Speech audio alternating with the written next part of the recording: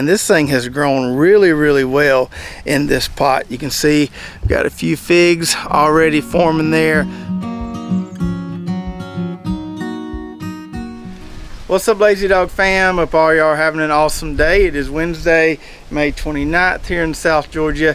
Today we're going to do a little figging around, and I'm going to give you some pretty compelling evidence as to why a fig tree like this might actually be better off in a pot like this as opposed to just sticking it in the ground.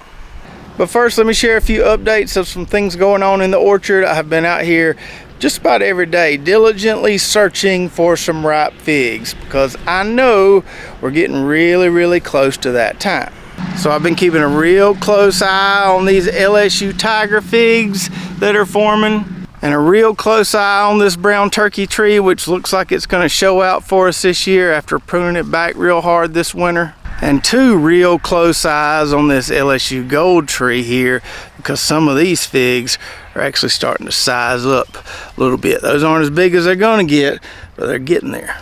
So my records over the years tell me that those varieties are the ones that should be giving us our first figs, and the ones we'll be showing you all as they ripen. Now, I do have quite a few trees I planted last year that might give me some production this year, and we might find a few early producers in that batch. So I'm having to keep a close eye on all of them, but particularly those three. And then the last time we were out here figging around, me and the boys planted about 20 new trees in the spot where we've expanded our orchard, and they're doing pretty well. This is an LSU Thibodeau tree here.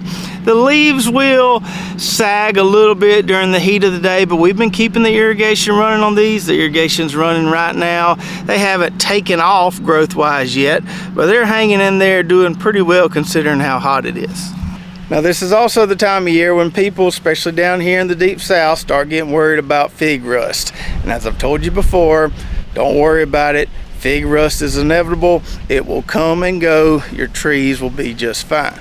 So this Canadria tree here, which is loaded up with figs, is also starting to load up with rusty leaves. And you can see down there, a lot of the leaves have fallen off already.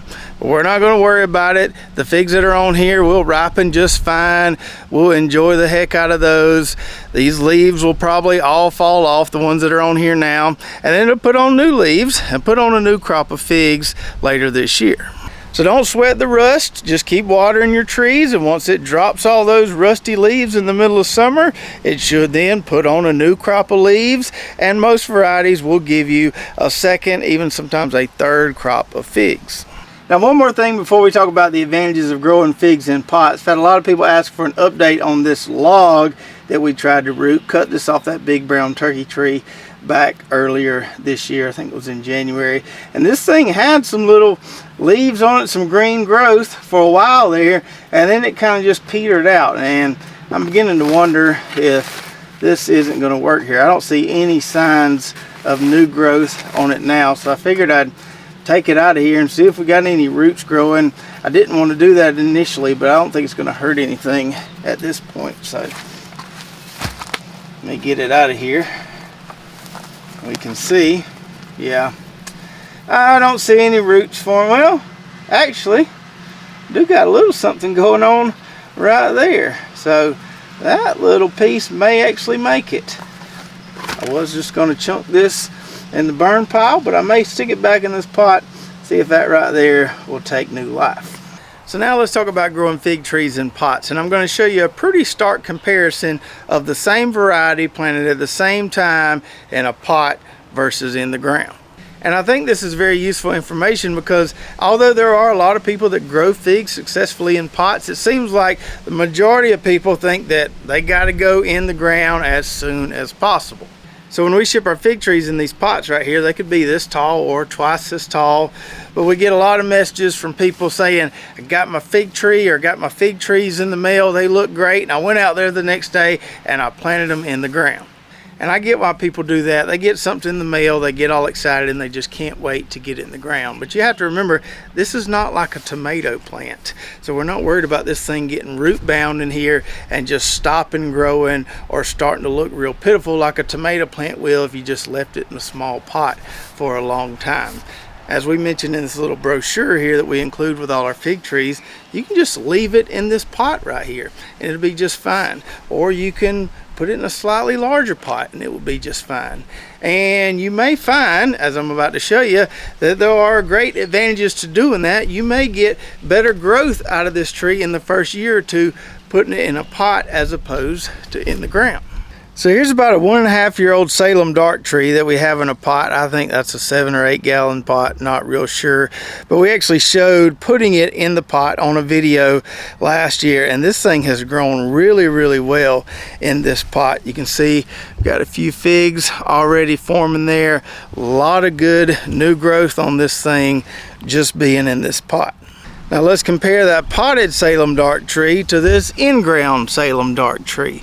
So this tree right here was planted at the same time as that potted tree. It was the same size plant, and you can see the difference here is amazing. So much more growth out of the potted version compared to the in-ground version. And that makes a lot of good sense when we think about what we've seen with this older in-ground Salem dark tree behind me. So this 5 to 6-year-old Salem dark tree is a solid producer for us now, but it was slow to get going too, much like that other in-ground Salem dark tree has been. So it took this one a few years to really take off and start giving us some solid production. Now it would be absolutely wonderful if I had a list of all the fig varieties that seem to do better in pots initially as opposed to in the ground, but I don't have potted versions of all of my in-ground trees because that would be a lot of pots. I can tell you that most of the LSU varieties seem to take off just fine in the ground, no worries, but there are some other varieties that seem like they're better off in a pot, at least for the first few years. Really baby them before you put them in the ground. So even if you live in a warmer climate where your fig trees are not going to experience a significant amount of winter dieback, you may consider, as opposed to just rushing to get that fig tree in the ground, putting it in a larger pot for a year or maybe 2. I think you'll find you'll get a lot more growth out of it planted in this pot right here. And then when you do get ready to go in the ground with it, you can plant a larger, more cold hardy, faster growing tree that's not going to require as much babying as a smaller tree would. And if you live in a cooler climate than we do, or maybe kind of right on the line of whether or not you can get away with growing fig trees in the ground, this pot here is going to help you preserve some of that growth from one year to the next. You plant a fig tree and it just dies back every single year, it's going to be tough to get some solid production year after year. But if you can preserve some of that growth from one year to the next, you'll get exponentially more new growth and more figs. As a side note to that, we've gotten several messages from people lately saying they've had a fig tree for 5 or 6 or more years and it just never gives them any ripe figs. Well, in some of those cases, what was happening was the tree was dying back to the ground every winter. They weren't preserving any of that growth, and there wasn't really enough time in their season for that fig tree to bud out and allow those fig trees to ripen. So what I told them was, if you're beholden to that particular tree or variety, take some cuttings, propagate that tree, plant it in a pot, protect it during the winter, preserve some of that new growth, and you should finally get some ripe figs. In other cases, if it's not dying back over the winter and still not giving any ripe figs, you probably need to do some serious heavy pruning. Once you do some heavy pruning, I promise you it will stimulate a lot more new growth and you should get figs.